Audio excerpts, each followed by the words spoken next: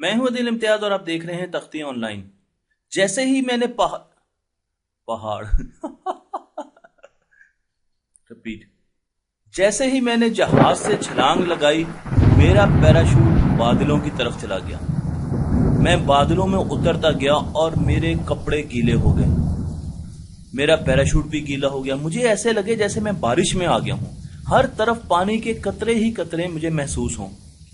मैं बादलों से होता हुआ नीचे की तरफ आ रहा था। सब दोस्त जमीन पर मेरा इंतजार कर रहे थे। मैं जब उनके पास गया तो वो मुझे देख के हंसने लगे। उन्होंने कहा, क्या नहा के आए हो? मैंने उनको कहा, बादलों में पानी बहुत था। हम वहां से वापस आ रहे थे जहाज में। जहाज को भी बादलों से गुजरना था, और जब हम बादलों में से गुजरना शुरू हुए, जहाज की खिड़कियों पर पानी के कतरे नजर आने शुरू हो गए। मैं दोबारा गौर से इनको देखता रहा। हम एयरपोर्ट पे उतरे तो बारिश हो रही थी, और बहुत ज्यादा बारिश की वजह से पानी जमीन पर खड़ा हो गया था, जो कि आहिस्ता आहिस्ता जमीन के अंदर भी जा रहा था। मैंने अपने दोस्तों से पूछा, बादलों में पानी कहां से आता है? और वो हंसने लग गए। मुझे अच्छा नहीं लगा, सो मैंने सोचा मैं खुद ही इसका जवाब ढूंढता हूं। हम ये जानते हैं कि जब भी हम पानी को गर्म करते हैं तो पानी में से भाप निकलती है, स्टीम निकलती है, जिसे हम वाटर गैस कहते हैं या वाटर वेपर्स कहते हैं। आपको यहां पर नजर आ रहा है वाटर वेपर्स, पर यह उस वक्त ही होता है जब पानी को गर्म किया जाता है।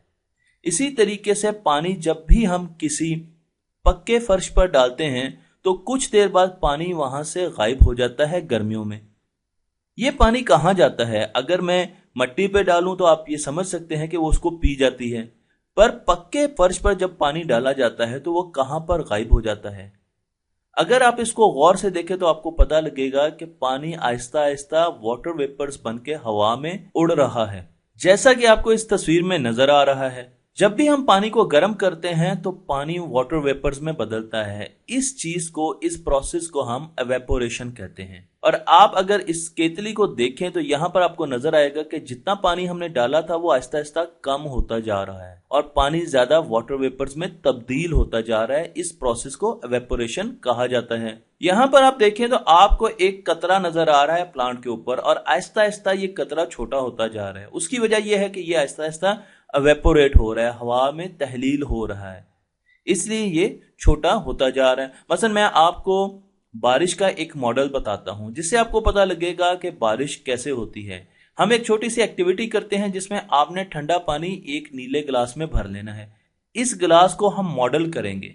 मॉडल हम उस वक्त करते हैं जब हम चीजों को समझना चाहते हैं, तो हम बड़ी बड़ी चीजों को जो हम बना नहीं सकते उनको मॉडल करके मॉडल पर एक्सपेरिमेंट्स करते हैं। इससे हमें काफी समझ आती है। मसलन हम यहाँ पर जमीन का एक छोटा सा मॉडल बनाएंगे जिसमें आपको ये नीले रंग का ग्लास, ओशंस, ये समंदर है, आपने इसमें ठंडा पानी डालना है। उसके बाद आपने इसको कवर कर देना है एक और गिलास से, एक जग से, एक प्लास्टिक की बोतल के साथ, जो कि बिल्कुल हर तरफ से सील्ड होनी चाहिए। नीचे से चाहे खुली हो पर जमीन के साथ लगी हो, ताकि कहीं से भी पानी के वेपर्स बाहर ना जा सके। उसके बाद आपने एक गर्म पानी का गिलास ऊपर रख देना है जिसे हम कहेंगे ये स्काई है। तो स्काई जो है वो गर्म है और समंदर का पानी ठंडा है। हम कुछ देर बाद देखेंगे कि यहाँ पर आपको वाटर वेपर्स, आप इस एक्सपेरिमेंट को अपने स्कूल और अपने घर में करके देख सकते हैं। यहाँ पर आपको बहुत ज्यादा वाटर वेपर्स मिलेंगे। अगर आप उनको जरा हिलाएंगे तो आपको बारिश की तरह कतरे नीचे गिरते हुए नजर आएंगे। तो ये एक मॉडल था जिसमें हमने ओशन बनाया और स्काई बनाया और देखा कि बारिश कैसे होती है। मसलन किस जगह पर बारिश ज्यादा होती है, एक और मॉडल से हम देखते हैं। आपके पास यहाँ पर मुख्तलिफ किस्म के समंदर हैं। ये समंदर ठंडे पानी का है, ये समंदर भी ठंडे पानी का है। इसी तरीके से ये समंदर गर्म पानी का है और ये समंदर भी गर्म पानी का है। इस समंदर के ऊपर जो आसमान है, जो स्काई है, वो ठंडा है क्योंकि ठंडी हवाएं चल रही हैं। इसी तरीके से यहाँ पर गर्म आसमान है, यहाँ पर गर्म आसमान है और यहाँ पर ठंडा आसमान है। तो यहाँ पर ठंडा समंदर और ठंडा आसमान, ठंडा समंदर और गर्म आसमान, गर्म समंदर और गर्म आसमान, और गर्म समंदर और ठंडा आसमान। अब हम देखते हैं सबसे ज्यादा वाटर वेपर्स कहां पर बनते हैं। जैसे ही हमने ये एक्सपेरिमेंट किया तो हमें पता चलेगा कि ये दो जगहें जहां पर ठंडा पानी था, यहाँ पे तो वाटर वेपर्स नहीं बन सकते समंदर में, क्योंकि पानी को गर्म होने की जरूरत होती है वाटर वेपर्स बनाने के लिए। तो समंदर अगर ठंडे पानी का है तो यहाँ पर वाटर वेपर्स नहीं बन सकते, गर्म पानी में वाटर वेपर्स बन सकते हैं। अब यहां पर आप इन दोनों जगहों को देखेंगे और आपने ये बताना है कि कहां पर आपको वाटर वेपर ज्यादा मिले हैं। इस गिलास पे, ये जो गिलास आपको मैं दिखा रहा हूं, ये भर जाएगा वाटर वेपर से। तो जब आप इसको देखेंगे तो आपको अंदाजा होगा कि इस सिनेरियो में, इस मॉडल में ज्यादा वाटर वेपर्स आपको मिले हैं जब पानी गर्म है और आसमान ठंडा है। अब इस मॉडल को हम और ज्यादा समझते हैं। मैं ये बताता चलूं आपको कि यहां पर भी आपको वाटर वेपर्स मिलेंगे, लेकिन यहां पर बहुत ज्यादा वाटर वेपर्स आपको नजर आएंगे। इसका मतलब यह है कि जब पानी गर्म होता है और आसमान ठंडा होता है तो तब बारिश ज्यादा होती है, बादल ज्यादा बनते हैं। बारिश होने के लिए दो चीजों की जरूरत होती है। एक चीज मैंने आपको बता दी और वो है एवेपोरेशन। जब पानी गर्म किया जाता है तो वो वेपर्स में, वाटर गैस में बदल जाता है। इसको हम एवेपोरेशन कहते हैं, आपको यहां पर नजर आ रही है। इसी तरीके से इन वाटर वेपर से दोबारा पानी के कतरे कैसे बनते हैं, क्योंकि बारिश में तो पानी के कतरे हमारे ऊपर गिरते हैं। उसके लिए एक और प्रोसेस होता है जिसे हम कंडेंसेशन कहते हैं। और इस प्रोसेस में हवा में जो वाटर गैस होती है, अगर उसको बहुत ठंडा किया जाए हवा को, तो वो पानी में दोबारा बदल जाती है। मसलन आप एक गिलास लें और उसमें बर्फ की डलियां डाल दें, तो गिलास के बाहर आपको पानी के कतरे नजर आएंगे। ये वो पानी के कतरे हैं जो इर्द गिर्द की हवा में मौजूद थे, वाटर वेपर्स की तरह। और जैसे ही इनको बहुत ज्यादा ठंड मिली तो इन्होंने फौरन अपनी स्टेट चेंज कर ली, वाटर वेपर से पानी के कतरे बन गए। इनको कंडेंसेशन कहते हैं। जब सूरज निकलता है, बहुत ज्यादा गर्मी होती है, तो समंदर का पानी गर्म होता है और वहां से वाटर वेपर्स ऊपर जाते हैं, एवेपोरेशन होती है, पानी के वेपर्स ऊपर जाते हैं। हम ये समझते हैं कि जैसे जैसे हम जमीन के ऊपर जाएंगे जमीन गर्म होगी, पर ऐसा नहीं है। कुछ लोगों का ख्याल है क्योंकि हम सूरज के पास जाते हैं इसलिए जमीन गर्म होती है, पर सूरज बहुत ज्यादा दूर है। इतने थोड़े फासले से सूरज की गर्मी पर कोई फर्क नहीं पड़ेगा। लेकिन मैं आपको एक क्लू देता हूं कि जब आप ऊपर जाते हैं तो पहाड़ बहुत ऊंचाई पे होते हैं और उनकी चोटियां बर्फ से ढकी होती हैं। वहां पर बहुत ज्यादा ठंड होती है जब हम पहाड़ों पे जाते हैं। इसी तरीके से जब हम जहाज में जाते हैं तो जहाज के बाहर बहुत ज्यादा ठंड होती है और कभी कभार हमारी खिड़कियों पर, जहाज की खिड़कियों पर बर्फ भी जम जाती है। तो जैसे जैसे हम जमीन के ऊपर जाते हैं बहुत ज्यादा ठंड होती है। अब पानी समंदर से अवेपोरेट हुआ और वाटर गैस या वाटर वेपर्स बने और बादलों की सूरत में आ गया।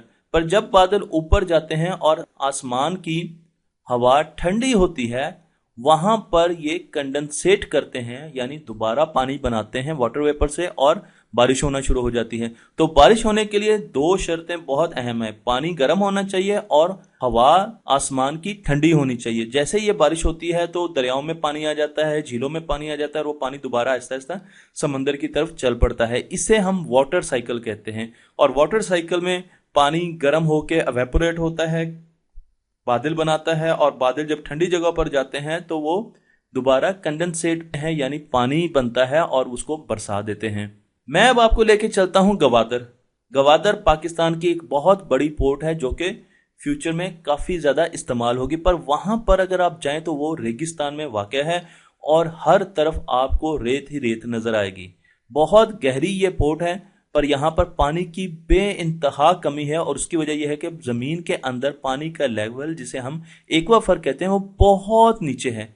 अब इस चीज को कैसे बेहतर किया जा सकता है, हम पानी की फरावानी कैसे कर सकते हैं? एक तरीका, आसान तरीका तो यह है कि वहां पर किसी तरीके से बारिश हो ताकि जो उसका खुश्क एक्वाफर है वो पानी से भर जाए। जब बारिश होगी तो पानी आहिस्ता आहिस्ता जमीन के अंदर जाएगा और एक्वाफर भर जाएगा, फुल हो जाएगा।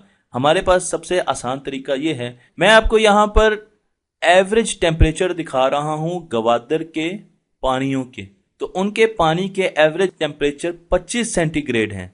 अगर हम ये चाहते हैं कि यहाँ से बहुत ज्यादा एवेपोरेशन हो ताकि यहाँ पर ज्यादा से ज्यादा बारिश हो सके, तो हमें यहाँ पर बहुत बड़ा हीटर लगाना पड़ेगा और उस हीटर से समंदर का पानी गर्म करना पड़ेगा। इतना बड़ा हीटर लगाने के लिए हमारे पास पैसे कहां से आएंगे और हमारे पास इतनी एनर्जी कहां से आएगी? ये बहुत मुश्किल सवाल हैं।